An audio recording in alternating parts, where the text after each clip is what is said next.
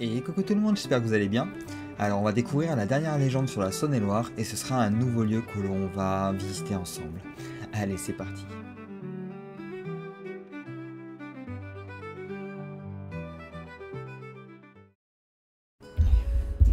Comme souvent, il y a des lieux qui ont pu inspirer bien des histoires. Pourtant, que ce soit des lieux humbles ou opulents, il arrive que les folklores locaux soient marqués par des petites traditions de par leur proximité avec les dits lieux. Situé non loin de la commune de la Grande Verrière dans l'Autunois, on peut trouver l'un de ces lieux, à l'image des roches de Glen. De nombreuses pierres qui peuvent devenir le but d'une randonnée donnant alors accès à un lieu magnifique. Parmi ces roches, vous y trouverez notamment la roche de Jardon, qui semble être plus particulièrement au centre de plusieurs traditions et histoires que nous allons pouvoir découvrir ensemble une par une. Déjà, une légende qui parlerait d'un trésor bien caché, qui n'est pas sans rappeler celui de la rue des Masques, que nous avons pu voir dans un autre département.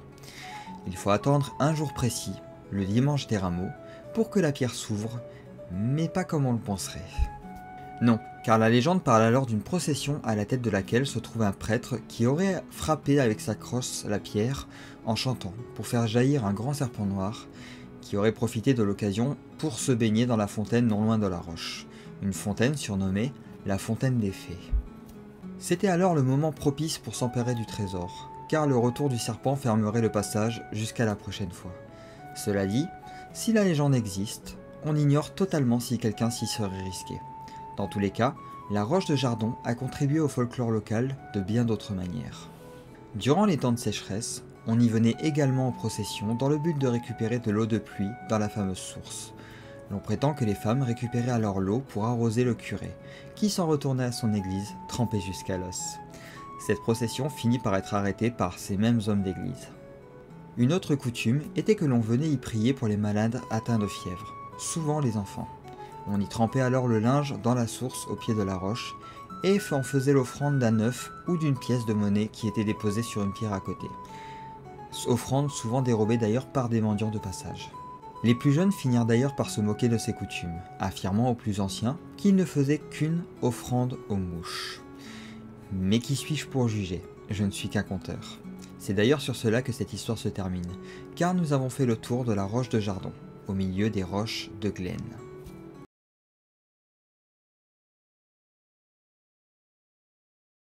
Et voilà qui met fin à cette série d'histoires dans la Saône-et-Loire. J'espère que ces légendes vous auront plu et que vous aurez passé un bon moment devant les vidéos. Je tenais juste à préciser pour la dernière, j'ai un peu de mal à parler car on m'a posé 4 couronnes d'un coup. J'ai 4 nouvelles dents qui ont été posées. C'est assez handicapant pour bien parler, j'arrête pas de me mordre la joue, c'est pour dire, bah, voilà. Ici, juste là je le sens bien. Quoi qu'il en soit, voilà, donc j'ai fait la vidéo tant bien que mal, j'ai fait pas mal de reprises pour essayer de faire au plus propre possible. Mais voilà, entre mon nez et les dents, c'est le bonheur. Bon, quoi qu'il en soit, voilà, je vous retrouve dans tous les cas dans les prochains jours pour 2 nouveaux hors-pistes. J'ai déjà expliqué le format dans une dernière vidéo, donc si jamais vous êtes curieux, n'hésitez pas à aller la voir. Un nouvel épisode du Bestiaire français, on avait prévu le Warabook cette fois-ci, et j'espère qu'il va vous plaire parce que moi je me suis bien amusé à l'écrire. Et une découverte où on va pouvoir découvrir un format assez inédit, enfin pas un format mais quelque chose d'assez inédit dans la chaîne, et je vous montrerai parce que c'est vrai que j'ai un de mes collègues qui m'a fourni des documents. Et c'est la première fois que je vais pouvoir me baser sur ça pour faire une vidéo, donc c'est vrai que c'est assez...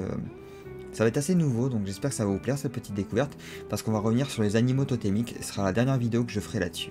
Sur ce, je vous dis portez-vous bien, et à très vite.